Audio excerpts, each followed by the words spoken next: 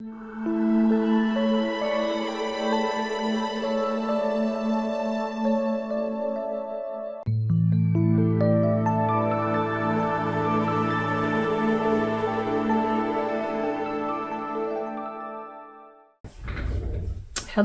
we're back to continue with our botanical observation exercise. So last time, the last thing I did, I believe, was to finish the drawing of this central, I think it was the central leaf, might have been that one. Anyway, just to show you how I would go about finishing a drawing. And then off camera, I went and I finished the rest of it, which would have been pretty boring, I think, for you to watch. So I want to talk to you some more about this drawing and then show you some ways that maybe you would want to use it. First of all, the most important thing I can say is that the quality of the drawing is not what matters in this piece. I myself love drawing. It's my favorite medium. I do it a lot, and I love to take the time to finish up a drawing, but that's not necessary at all for this exercise that we're doing. What we want to do is take a live specimen, in this case a botanical specimen, and take notes on it, do a really careful observation of it, and take notes that we can refer to later when we want to draw, in this case, oak leaves. And our notes are going to be both visual in the form of sketches and text. And so, like I say, the quality of the drawing is not what counts. The fact that in the drawing you've captured, for example, the proportions, like front to top, side to side, the main characteristics of the leaf in this case, the number of lobes, the number of spaces between, how the side veins connect into the main vein, and then for the branch, how the leaves are connecting into the next higher branch. That's what we're trying to capture. And so that's the visual part. Oh, and I want to say that when I was working on this, I thought to myself, it's fall, there's acorns, so since this tree is right outside my front door, why don't I go see if I can find some acorns and include those? So I found this really sweet little clump, 2 acorns attached to either side of its little branch. One of them's kind of skewed in the cup. I don't know exactly how that happened. It didn't feel loose. And then this is just an acorn without the cup. But in any case, so we have the leaves and the acorns. And then I started thinking about what more to add on the text. One of the things that I think I did not have before was the actual size of the leaf. So I've written in here, the mature leaf is 6 inches to 8 inches or more. And I guess I could have said in height. Some of the things that I wrote we were talking about yesterday as I was sketching. Other things that I added, I said not all leaves have the same number of lobes, which initially I was surprised at because I thought they would, being all the same species, but they did not. So not all leaves have the same number of lobes, and not all leaves have the same number of lobes on both sides. So like in this case, here we have the top lobe is sort of divided into 2 instead of 1 like here. And if we count those, on this side we have 1, 2, 3, 4, 5. On this side we have 1, 2, 3, 4. And I found that really pretty interesting. And some other things that we can see here is this lobe. This is not a tear. This was just the shape that it was trying to have maybe a little mini lobe coming off the side. But in general, what we're seeing is a single leaf with lobes, which are pretty much symmetrical on each side, Each lobe has a center vein. The center veins the lobe veins come into the center veins, or come to the center vein generally staggered from side to side, but not always. What else do we have? Let's see. Yesterday I wrote that the leaves are shiny, leathery and shiny, and this points out why it's kind of important to, once you have your specimen, to get right on it, because here, a day later, or maybe it's 2 days, 2 days later, these leaves are kind of crumpled up, and they would be a different situation to draw. What else here? Okay, this I noted when we were talking yesterday, but I had not written it down. The leaves are arranged on the branches so the back is a flat plane. On the front, the top, the leaves fan out and upwards towards the light. And then here I have a little note that this is wind damage on some tips, a ragged tear. We talked before about noticing last year's growth versus this year's growth. Let's see, what else? Lobes are rounded, but with a rounded point. Pretty much that's it. So the size, we've noted the proportion we see, although it might have been interesting to actually write it down what the proportion is, but we can see that and it has an overall leaf shape of an oval that's wider at the top than at the bottom. So we've captured pretty well the ins and outs of these leaves, and I think that from this observational study, I could draw them in put them in a painting or a drawing, a piece that I was working on that wanted oak leaves. I did say yesterday that these were shagbark oaks. Well, when I went to look it up, turns out there is no such thing as a shagbark oak. There's a shagbark hickory, and I think that's just, the shagbark oak is just some sort of local name for it. But these actually are some species of white oak, which is Quercus alba. I couldn't determine what the actual species was. I did put, this was a botanical study. I signed it and dated it, and I said I collected this at Monroe, North Carolina. So I think that's about it. So I just want to emphasize one more time, we're doing sketches, not necessarily formal finished drawings.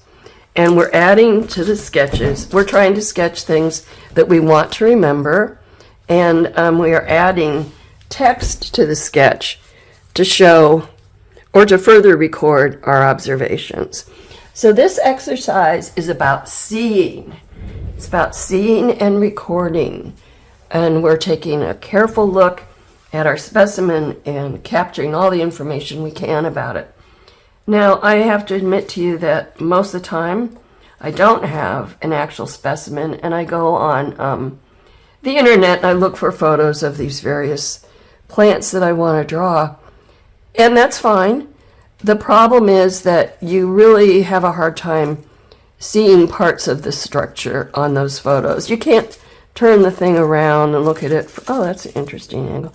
Look at it from different angles. So if you have a chance to use an actual live specimen, that's a really great thing to do.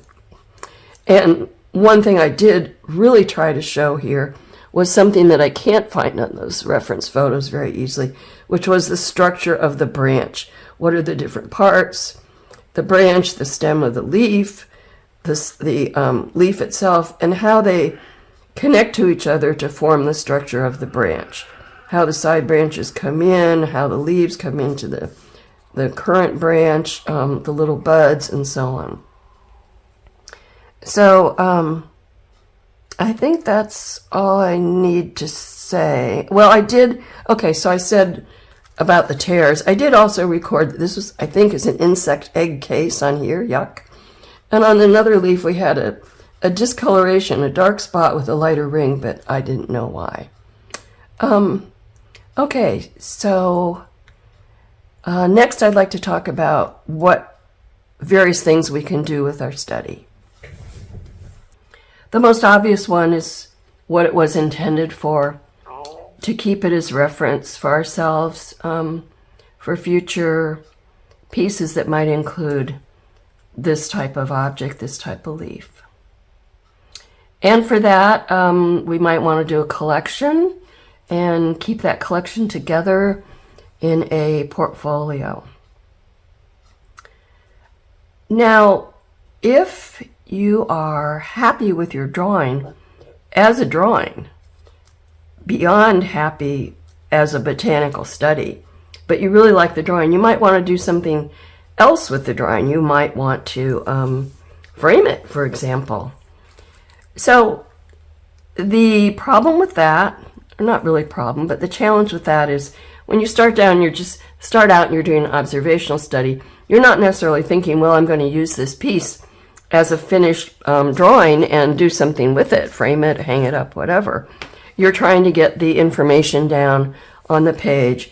And in many cases, like I had this problem here, I started drawing and I didn't have enough space on the page for the end of the leaf. And I didn't really think ahead of time about what the composition of the page was going to be. However, in the end, if you like it and you want to preserve it, what I've done with this is on mixed media paper, which I love because mixed media paper is good for drawing and it's also good for water media. So I worked on mixed media paper. It's an 11 by 14 sheet. And to preserve my pencil, I sprayed it with Krylon workable fixative. This protects the pencil. It prevents smudging, and you can work over it. You can work more pencil over it. You can work other media over it. What I'm going to do is just work a little tiny bit of acrylic wash over it. I'm not going to try and color the drawing. I'm just going to try and make the paper more interesting. But to work over the workable fixative, I've found, especially since I work with a lot of water, that it's good to put a coat of this matte gel medium, acrylic medium, over the fixative. The fixative, if you're working just with water, the water or the paint might start beading up. That's not the case if you have this type of medium on it. So I'm just going to kind of experiment and fool around with a couple of things and maybe try and make this look a little aged. I've got a couple colors. I have raw umber, I have burnt umber, I have a little bit of, oh, this is the wrong one, sorry. Raw sienna is what I wanted, and I had transparent yellow oxide, which is really bright, almost goldish in color. So I'm just going to work some wash over this with a lot of water. So I'm adding bunches of water to my colors. And since I'm not totally cleaning my brush out, getting them kind of mixed here on the palette. Let me move this over a little bit so you can see the palette. And I've just got a big kind of sloppy brush, big flat brush. And let's see what happens.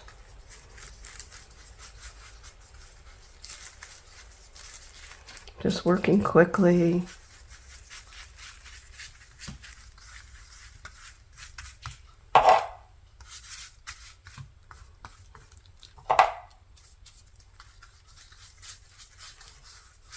Just adding a tint, really. Let's put a little of this yellowish on. And, okay. Here we go.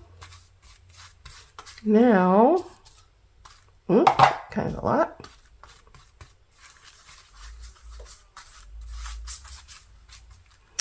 Now let's take a paper towel.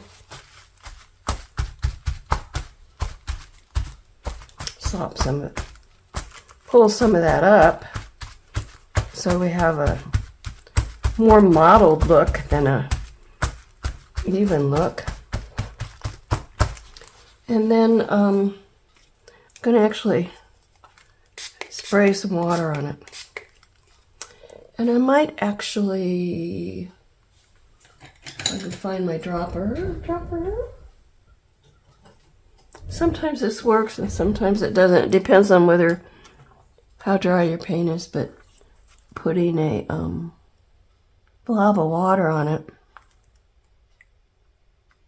and letting it sit for a few minutes sometimes will lift the paint so that you can get that off, and then you have a lighter blob, which is, I think it's kind of nice. And the point of the spray is to also pick up some of that paint. So, okay, that didn't work very well, but let me add some more right in here. We'll see if we can get this to do what I'm talking about. Yeah, it's kind of...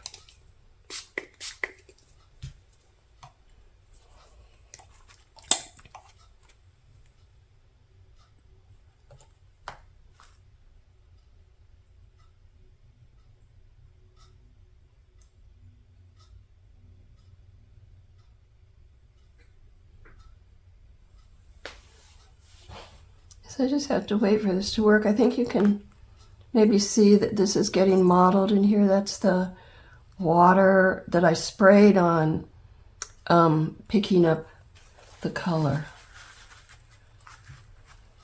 There's a good example of putting a blob of water on it and letting it sit for a little bit and picking it up.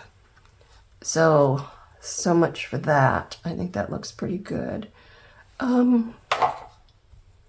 Let's put a little more in the corner. And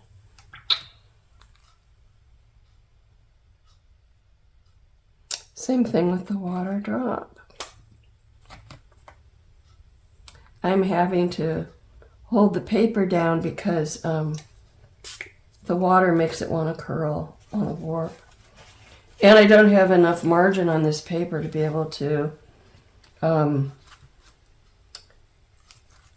tape it down to a board. Which is neither here nor there for the botanical study, but maybe sort of important if we want to do something else with it.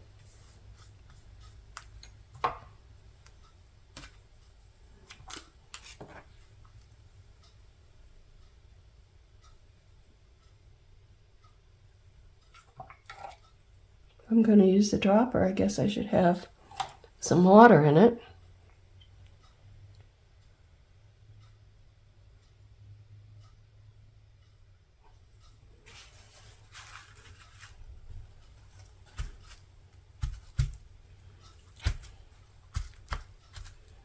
Okay, now I wish I didn't have this kind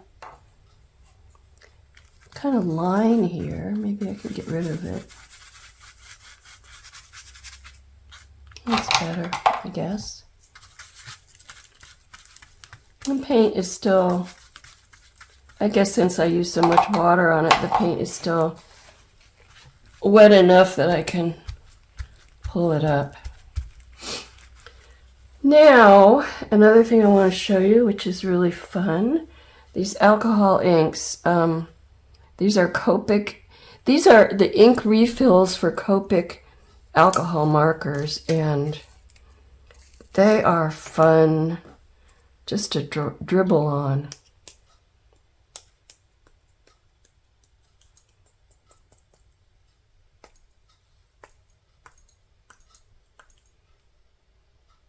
I don't like to put a big blob on particularly, but that's pretty cool. Let's see what other color I have. This is a little duller, I think. Now, if you don't like it, you can pick it back up, but you have to do it pretty quick. Let's see what color this is. Oh, I like that. I like that. And they kind of dissipate a little bit. So that's a possibility. And then, let's see, another possibility is just splattering. which I can do with a toothbrush.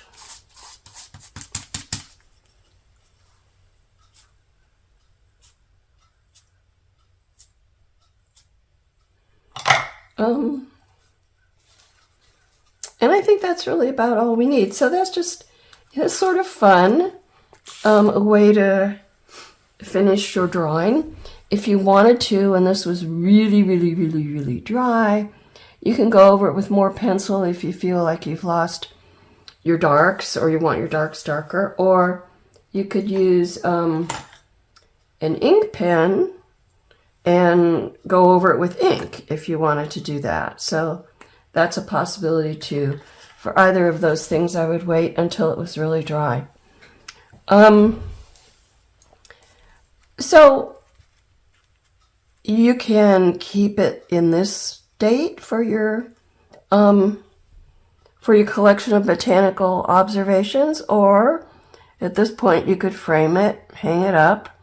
I guess it would probably need to, it doesn't totally need to be under glass because it is sealed, but probably under glass. And like I said earlier, if my intention in the end were to frame it, I would be more careful. I would use a piece of paper that was big enough, like if this could be in an 11 by 14 frame, but we're going to lose a 1/4 inch all around. So if I were intending to frame it, I would have started out, I think, by taping it down to a board, taping over the 1/4 inch of the edge so that I wouldn't get any of my drawing or my painting on that part of the piece. Another thing you can do, you could always make a photocopy of this and keep the photocopy for your collection of studies, and then go ahead and do more with this. You could add color to it. Painting, you could use colored pencil. You could cut it up and make smaller framed pieces, or use it for cards, or whatever the spirit moves you to do with it. I think these are fun to do, and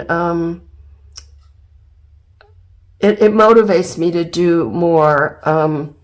I'd like to do holly if I could find a good specimen, and some flowers from the garden that are the last flowers of the year. Anyway, I hope this has really been helpful to you and fun, and that you'll try your hand at it. And as far as the drawing goes, I know a lot of people are not comfortable with drawing. All I can say about that is the more you draw, the more comfortable you get. And as I said also, good drawing skills are not critical for this exercise, but if you want to improve your drawing skills, you just need to keep working at it and you'll get really good. Okay, so thanks very much for joining me for this bonus session, and in fact for the entire class. I hope you've enjoyed it, and I hope to see you again somewhere in that online art space. Take care. Bye-bye.